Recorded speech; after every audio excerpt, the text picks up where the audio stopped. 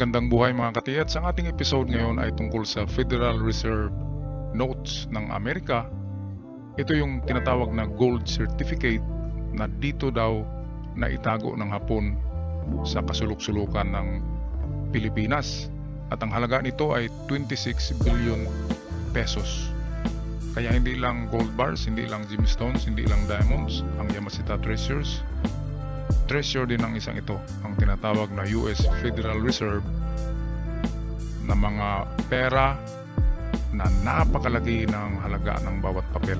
Kaya atin pakinggan si Miss Jessica sa kanyang ahente na ulat. si Romeo. Umaasang ang hawak niyang metal box na naglalaman daw ng US Federal Reserve bonds nagkakahalaga hindi lang ng milyon kundi bilyong piso. Ang Federal Reserve Bonds ginawa sa Amerika taong 1928 hanggang 1933 bilang pampondo sa kanilang mga proyekto. 5 taon na raw ang nakararaan nung lumapit ang gipit niyang kaibigan para isanla ang pinaniniwalaan niyang Federal Reserve Bonds sa halagang 500,000 pesos o kalahating milyon. Babalik naman daw niya eh. Malakas din kasi kumita yon. Tulong lang namin sa kanya kasi gipit siya. Nagka-interest naman kami sa box na yan kasi ang ganda ng laman ng loob. 250 pieces ang laman na. $1 billion. May tatak itong iba't ibang seal ng Amerika, nananatiling selyado, kaya kung ano man ang laman, hindi raw sila sigurado. May nagsabi sa amin, pag binuksan namin niya, mawawala ng value. Kasi pag nakabukas, sasabihin nila, second printer lang yung dollar mo. Pero taong 2016, pumanaw ang nagsanlang kaibigan ni Romeo, kaya hindi na niya nabawi pa ang kanyang pera. Nakatago lang yan sa tabi. Marami na nga eh. Nung humina ang kanyang negosyo, naisipan niyang ibenta na ang pinaniniwalaan niyang Federal Reserve Bonds. Sinasanla namin, kaya lang wala pa kami nakakausap na nakakaintindi niya. May handa pa nga raw magbayad ng $500 million o humigit kumulang 26 billion pesos para rito. Yayaman kami, magiging milyonar. Mamimigay din kami sa ibang tao. Ang sumuri naman sa isinanlang US Federal Reserve Bonds daw kay Romeo na kung mapapatunayang totoo, maaaring magkahalaga ng bilyon-bilyong piso ang picker o kolektor ng mga lumang gamit na si Kyle. Tinitignan ko to ngayon, talaga namamangha talaga ako. Kulang na lang ofera na kita eh. Pero Sir Romeo, check lang muna natin isa-isa ang mga detalye.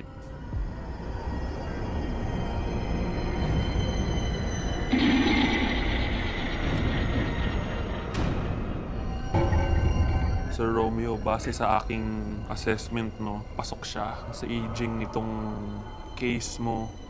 Nakikita ko yung pagka-antique niya. No? It is highly collectible pa rin. Doon naman tayo sa signatory. Doon ako medyo nalungkot dahil all my research told me na ang signatory dapat ay Secretary of Treasury and dito Registrar of Treasury. Kapag ka ang lumabas daw ay Treasurer of the United States, which is this one, sadly it's fake. Gayunman, pwede pa rin naman daw itong ibenta bilang memorabilia. Pero I don't think 500,000 ho. Definitely a little bit lower than that. May balik lang yung puhunan namin. Okay lang sa amin yun. Ngayon, kung mabibenta naman ng malaki yan, okay din. Ang Yamashita Treasures ay hindi lang mga gold bars at mga kumikinang na diamonds at iba pang mga mamahaling gemstones, kundi meron ding Yamashita Treasures na tinatawag na Federal Notes. Ano ba itong Federal Notes ng Amerika? Ito yung mga napakalaking halaga ng mga papel na pambayad nila sa kung anumang pinapagawa nila na proyekto noong gyera. In 1935 to 1945 ay ginagamit ang Federal Notes ng Amerika. Ito yung papel na pera na napakalaki ng mga denomination. Merong $100,000, $10,000 na denomination. Kaya dito sa ating episode ay dito makikita natin kung ano ang itsura ng box na nilalagyan ito. So ito yon. Bronze siya, gawa sa bronze. Merong tatak na property of the United States of America,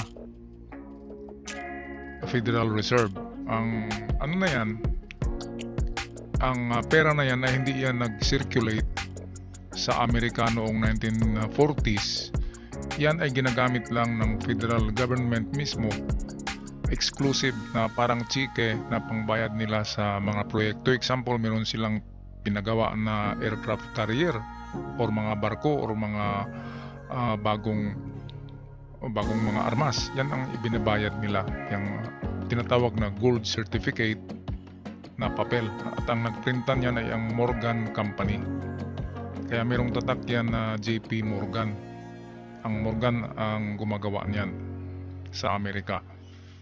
Okay, ngayon ang problema niyan ay merong lumalabas na mga piki. Kasi noong giyera, kapanahon na ng giyera, ay merong nawawalang federal notes or pera ng Amerika na nakalagay sa ganyang klaseng box. Kaya kaagad-agad ang mga scammers ay gumagawa ng replika nito. Kaya itong narito sa ating ka-TH, dahil sabi nga ng The Picker na piki ito, si ito nga ay piki. Kasi kung totoo yan, dapat binuksan na yan. Ngayon ang sabi ng gumagawa niyan na huwag niyong buksan kasi mawala ang value. Yun ang sabi niya, kasi kung buksan yan, ang laman niyan ay mga papel lang na newspaper, kaya budol-budol na naman yan.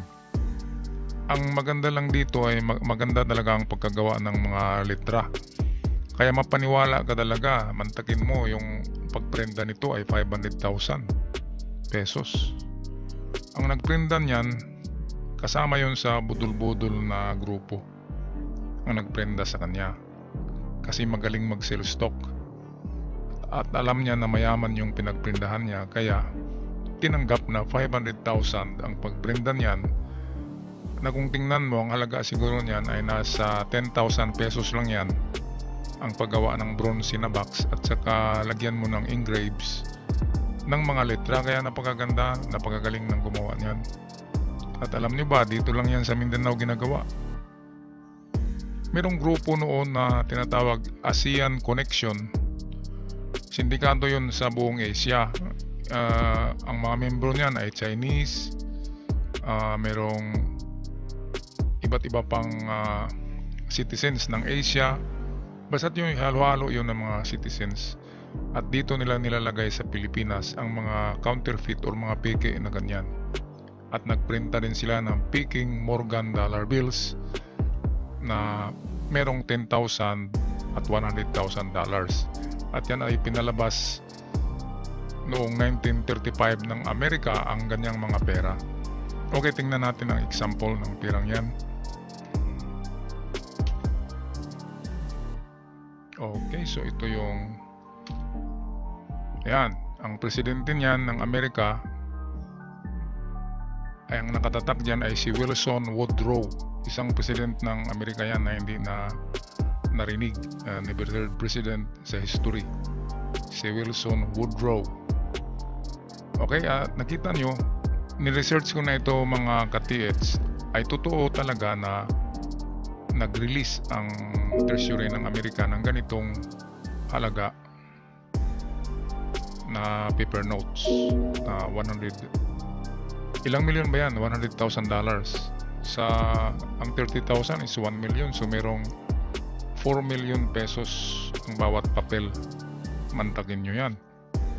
At sabi ng ating ka-TH, ang laman daw ng box, yung bronze box ay merong laman na 150 yata, 150 kaganyan, at ang halaga ay nasa 4 billion ba yun o 6 billion pesos. Kaya diyan natin malaman kaagad na piki, kasi bakit alam ng nagbenta na merong laman na ganyan at merong laman na ganun karami na pieces of notes at ganun ang halaga. Kaya yung nagprenda, yun ay kasama sa budol-budol na grupo, sa mga scammers. Okay, ngayon kung makakita kayo nito mga ka-TH, hindi yan pwedeng ipagbili, hindi rin pwedeng i-exchange kasi uncirculated na siya, wala nang value yan. Ngayon pwedeng bilhin yan ng mga collectors. At ang bilihan niyan ay 500 pesos lang. Kasi hindi na nga siya nabibili. Ngayon, kung malaman ka ng federal government ng Amerika na may hawak-hawak ka na ganyan, na original, ay pwede kang kasuhan. Kasi hindi nga yan ginagamit ng ordinaryong tao doon noong unang panahon, noong 1935. Ginagamit lang yan ng federal government, pambayad ng mga proyekto sa Amerika, especially sa military. Meron pang isang example nito, ating tingnan.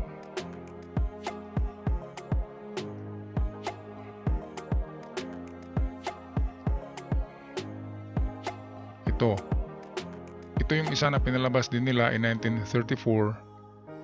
Mas mababa ang denomination nito, $10,000. Ayan, $10,000 yan. So, nasa ano yan, sa ngayon, times 50. So, halos kalahating milyon na yan. Yang ganyan, na halaga. So, yan ang laman ng itong nasa istorya natin ngayon na Federal Notes or Federal Reserve money ng Amerika. Kaya napakarami ang nabudol-budol niyan kasi nga ang lalaki ng value ng laman. Ang problema niyan ay hindi nga pwedeng yung ipa-exchange, hindi pwedeng palitan yan kasi uncirculated yan, sa gobyerno lang yan, kaya tinatawag na certificate lang siya. Hindi siya yung legal tender na pera na kahit saan mo ibibili ay pwede. Okay, kaya sa mga nagkaroon nito ay itago nyo na lang as a souvenir, or kung ibenta nyo, yun lang, pinakamahal niyan ay 1,000 pesos para sa mga collectors. At kung kayo ang may hawak niyan ng napakarami na original, i-contact nyo ang Smithsonian sa Amerika. Yung Smithsonian ay isang ano yan, parang isang ahensya ng mga antique or historical na mga bagay sa Amerika na matagpuan nyo, ay doon yan ibenta or isurrender sa Smithsonian. Sila lang ang pwedeng magbigay ng parang bibili ng mga ganitong certificates na napakalaki ng halaga. Okay, so hanggang sa muli mga katiyats, yan lang ang ating episode sa ngayon. Ako'y magpaalam na. God bless you all.